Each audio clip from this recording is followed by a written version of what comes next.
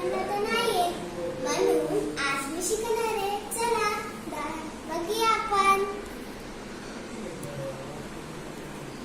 हा, तर चला आपण ही मोठी माहिती आहे ना तुम्हाला, ती स्किल आज मी तुम्हाला शिकवणार आहे.